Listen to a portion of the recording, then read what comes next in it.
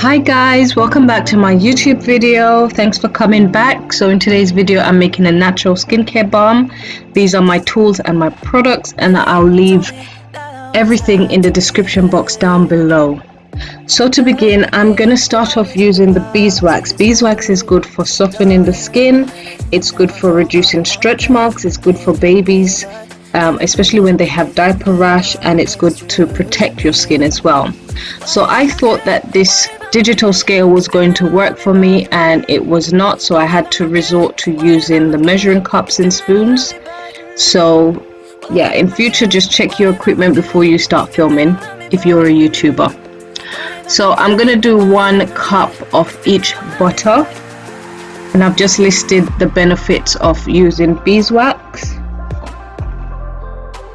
Beeswax also helps to make the body balm more firm and less on the soft side, especially in summertime. That's what people need. You don't really want the melted butters.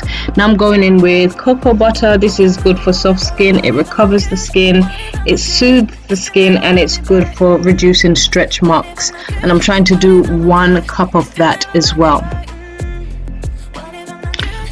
I don't know if I've mentioned, but prior to starting my video I did clean my work surface with some Dettol, so everything is clean, and I've washed my tools.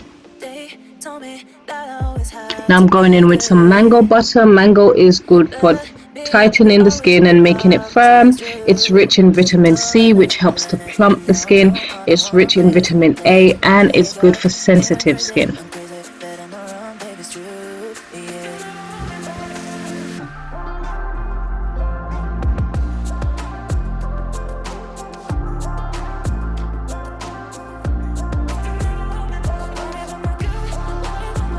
Now I'm going in with some shea butter.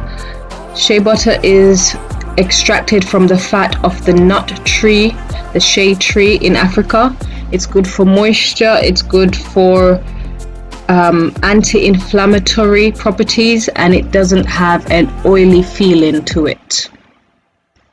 And of course I'm just listing a few key benefits of each butter and oil. I'm not going in full detail. If you want to learn more, please do some more research on Google. Next I'm going in with some vitamin E, which this was actually a mistake because you're not supposed to warm vitamin E, you're meant to put it in last. But this discourages wrinkles, it may help to reduce scars, and it is not a preservative. Next I'm going in with some jojoba oil. I actually end up using the whole bottle of jojoba oil. It's got healing properties, it relieves dry, flaking and itchy skin, and it's good for psoriasis and eczema. In the past I myself have suffered from eczema. I go downstairs to melt my oils using the double boiler method, and now I'm using some arrowroot powder. This reduces the oily feeling of the butter, and it also eliminates pimples, and it helps to brighten the skin. Next I'm going in with my Lavender Essential Oil.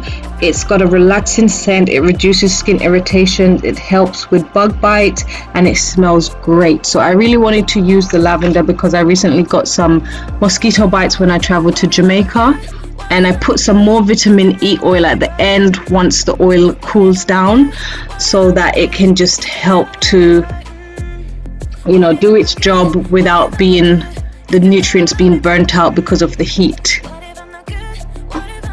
Now I'm quickly pouring it into the clean tubs because as you see the oil is already starting to solidify, so you have to work quickly when you are dealing with body balms.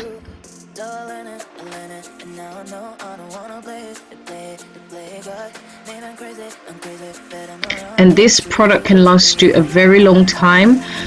If no waters get into the tubs, this can actually last you up to 2 years before you have to change it. And I'm just going in to make sure that I've thoroughly mixed everything, simply because I didn't have enough time in the jug, and I don't like to waste products, so I'm making sure that I scrape my jug and I scrape off the utensils that I'm using.